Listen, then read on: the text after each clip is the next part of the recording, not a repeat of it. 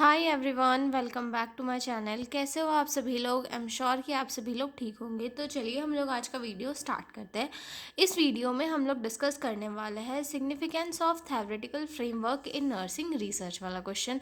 काफ़ी important question है और प्रीवियस ईयर के क्वेश्चन पेपर्स में पूछा गया है और मैं आपको बहुत ही सिंपल और ईजी लैंग्वेज में समझाऊंगी। ठीक है, तो चलिए वीडियो को स्टार्ट करते हैं। और हाँ, अगर आपको PDF नोट्स की रिक्वायरमेंट हो तो डिस्क्रिप्शन में मेरा मेल दिया हुआ है, आप उस पर कांटेक्ट करके PDF नोट्स ले सकते हो। तो चलिए स्टार्ट करते हैं। ठीक है, तो सबसे पहले तो हम ये देखेंगे कि थ्योरेटिकल फ्रेमवर्क एक्चुअल में है क्या। ठीक है, तो जैसे कि हम लोग जानते हैं, एक थ्योरी होती है या फिर एक कोई रिसर्च का टॉपिक होता है जिसके ऊपर बेस्ड हम लोग रिसर्च करते हैं। ठीक है, मान लो कि एग्जांपल के लिए ले लिया the disadvantage of using screen in childrens. मतलब जो बच्चे होते हैं वो बहुत ज़्यादा एक्सेस में अगर स्क्रीन का यूज़ करते हैं तो उससे क्या क्या डिसएडवांटेज होते हैं। ठीक है, तो ये क्या होगा, हमारा रिसर्च का एक टॉपिक हो गया। ठीक है, अब ये हमारी थ्योरी भी हो गई। ठीक है, अब हम इसके अकॉर्डिंग जो है ये डिसाइड करेंगे कि हमें किस डायरेक्शन में रिसर्च करनी है, किस डायरेक्शन में हमें आगे बढ़ते जाना है, कौन से टूल्स यूज़ करने हैं, कैसी डिज़ाइन बनाना है, रिसर्च डिज़ाइन कैसे बनाना है, कौन सी मेथड्स का यूज़ करना है, डाटा कैसे कलेक्ट करना है, हम सारी चीज़ें कैसे करेंगे उस पर्टिकुलर टॉपिक के या पर्टिकुलर थ्योरी के इसमें करेंगे। ठीक है, तो थ्योरेटिकल फ्रेमवर्क क्या होता है, एक ऐसा स्ट्रक्चर होता है जो रिसर्च को बनाने के लिए या फिर हाइपोथेसिस को देने के लिए बहुत ही इसेंशियल होता है। और ये एक डायरेक्शन प्रोवाइड करता है किसी भी रिसर्चर को कि वो अपने रिसर्च की ओर आगे बढ़ सके। ठीक है, इंट्रोडक्शन देखेंगे। theoretical framework is very important in nursing research because it gives a scientific base to the study. It connect theory with research practices. ठीक है, theoretical framework क्या है, एक बहुत ही important point होता है नर्सिंग रिसर्च के अंदर, क्योंकि ये जो है एक साइंटिफिक बेस प्रोवाइड करता है। ऐसा नहीं, हवाबाजी नहीं करने देता। मतलब एक साइंटिफिक बेस होता है जिसमें कि हम रिसर्च करते हैं कि भाई ये पर्टिकुलर चीज़ें है, स्क्रीन का इफेक्ट पड़ रहा है बच्चों की आंखों के ऊपर, उनके शरीर के ऊपर। ये हमें बताता है कि ये चीज़ें साइंटिफिक है और ये जो रिसर्च की जो थ्योरी है उसे रिसर्च प्रैक्टिसेस से कनेक्ट करता है। ठीक है, समझ में आ गया। अब हम पॉइंट बेस में देखेंगे कि इसकी क्या क्या इंपॉर्टेंस है। ठीक है, तो इसमें सबसे पहला पॉइंट आता है provide direction to the study. यानी कि हमारे जो रिसर्च स्टडी है इसे क्या करता है, ये डायरेक्शन प्रोवाइड करता है। ठीक है, the theoretical framework guides the researcher through out the study. जो थ्योरेटिकल फ्रेमवर्क होता है वो रिसर्चर को गाइड करता है कि उसे कैसे कैसे स्टडी करनी है, किस डायरेक्शन में जाना है। ठीक है, it help in deciding what to study, how to study and why to study।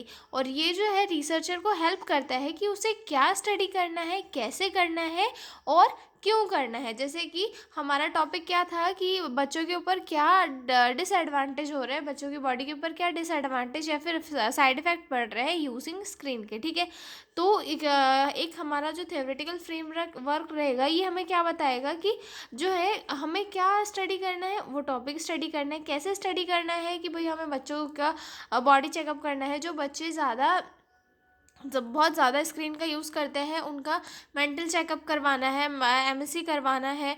ठीक है, और उसके बाद उनकी आंखों की जो है जांच वगैरह करवाना है, तो और या फिर उनसे क्वेश्चन वगैरह करना है, उनके मदर फादर से क्वेश्चन वगैरह करना है। ठीक है, तो ये बताता है how to study and why to study. और हमें ये भी बताता है कि हमें ये क्यों करना है, ताकि हम दूसरे बच्चों को बता सकें कि भाई ये स्क्रीन देखने से इतना ज़्यादा नुकसान हो रहा है, तो आप लोग स्क्रीन का कम से कम यूज़ कर सके। ठीक है, और हमारी रिसर्च प्रोसेस को भी आगे बढ़ाना है। ठीक है, it keeps the researcher focus and systemic. ठीक है, और ये जो है एक रिसर्चर को फोकस्ड और सिस्टमिक रखता है। ठीक है, मतलब वो सिस्टमैटिक अपनी प्रोसेस को कंप्लीट कर पाता है, क्योंकि इसके थ्रू क्या मिलती है, एक डायरेक्शन मिलती है, टूल्स समझ में आते हैं, हाइपोथेसिस इसके थ्रू दी जाती है।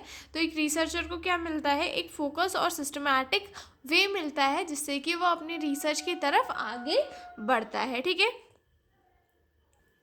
नेक्स्ट पॉइंट आता है आइडेंटिफाइज की कॉन्सेप्ट एंड वेरिएबल्स। ठीक है, जो थ्योरेटिकल फ्रेमवर्क होता है वो हमें ये हेल्प करता है कि हमारा कॉन्सेप्ट क्या है हमें बताता है, वेरिएबल्स मतलब उसमें क्या क्या ऐसी चीज़ें हैं जो चेंज होते रहती है। ठीक है, जैसे कि हमारा जो टॉपिक कौन सा था, disadvantage of screen on the childrens, यानी कि बच्चों के ऊपर जो स्क्रीन का एक्सेस यूज़ है उसके क्या क्या साइड इफ़ेक्ट है, ठीक है। तो इसमें वेरिएबल क्या है, दो चीज़ें, एक तो पहले स्क्रीन का यूज़ हो गया, दूसरा बच्चों की बॉडी हो गई, ठीक है।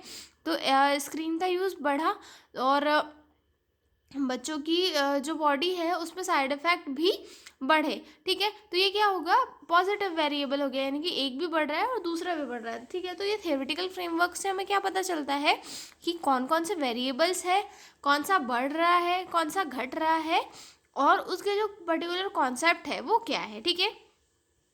It help the researcher to identify important concept related to the problems, मतलब ये रिसर्चर को हेल्प करता है कि कौन कौन से इंपॉर्टेंट कॉन्सेप्ट है जो रिसर्च में स्टडी करना चाहिए, वो आइडेंटिफाई करने के लिए रिसर्चर की हेल्प करता है, ठीक है।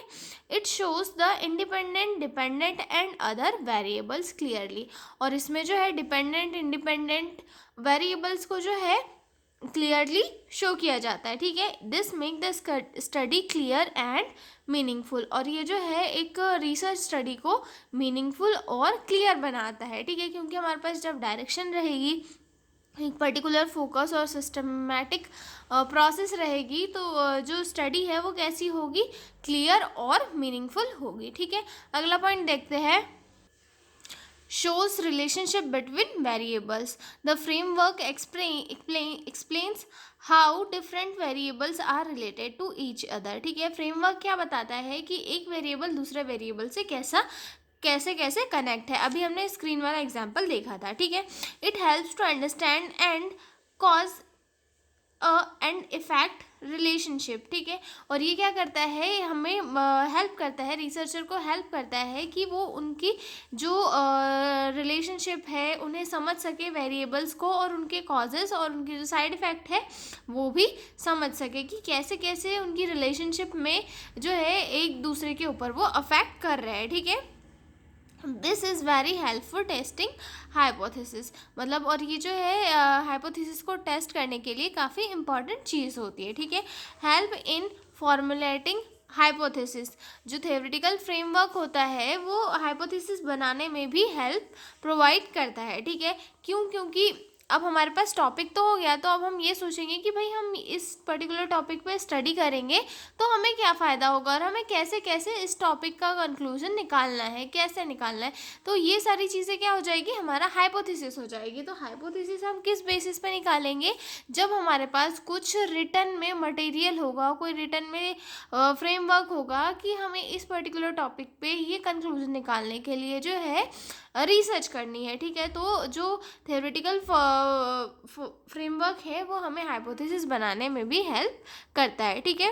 A theoretical framework provide a base for developing hypothesis, hypothesis become logical and theory based, not random, this increases the scientific value of the research, okay.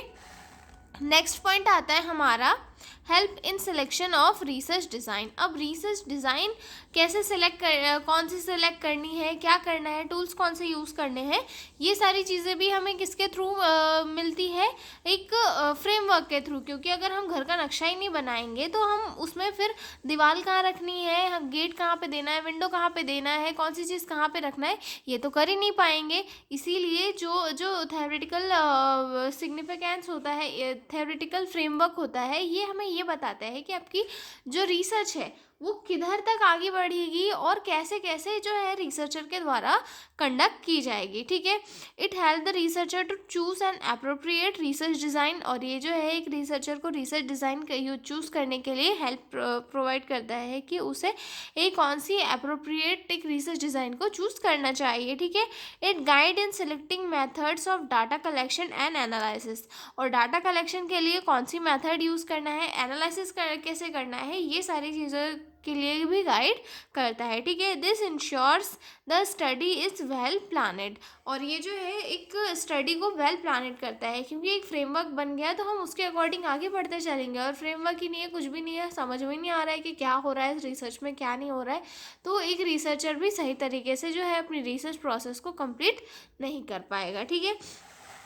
Next point आता है improves quality and credibility of research. ठीक है, research based on a theoretical framework is considered more reliable and valid. It increases the credibility and acceptance of the study. It show that the research is scientifically grounded। ठीक है, दो जो research का जो भी framework है वो एक बेस प्रोवाइड करता है, जिससे कि जो उसकी जो क्वालिटी है, रिसर्च प्रोसेस की क्वालिटी है, क्रेडिबिलिटी है, दोनों इंक्रीज होती है। कैसे? क्योंकि अगर एक जो थ्योरेटिकल फ्रेमवर्क है तो उसमें हम लोग रिसर्च डिज़ाइन सोचेंगे, डाटा कैसे कलेक्ट करना है, उसमें मेथड कौन सी करनी है, हाइपोथेसिस पर्टिकुलर फॉर्मुलेट करेंगे।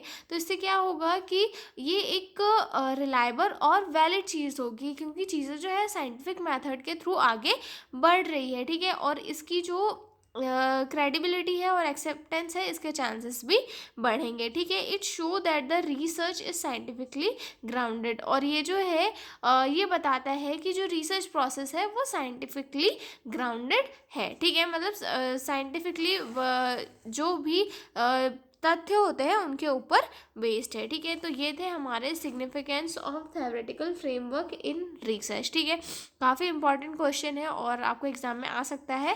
तो मैंने आपको इसको बहुत जो है बहुत सिंपल और इजी लैंग्वेज में समझा दिया है। और अगर पीडीएफ नोट्स चाहिए हो तो डिस्क्रिप्शन में मेरा मेल दिया हुआ है, आप उस पर कॉन्टैक्ट करके पीडीएफ नोट्स ले सकते हो। ठीक है, और साथ में व्हाट्सएप भी नंबर भी दिया हुआ है, आप उस पर कॉन्टैक्ट करके ले सकते हो। तो मिलते हैं अगले वीडियो में, तब तक के लिए बाय बाय।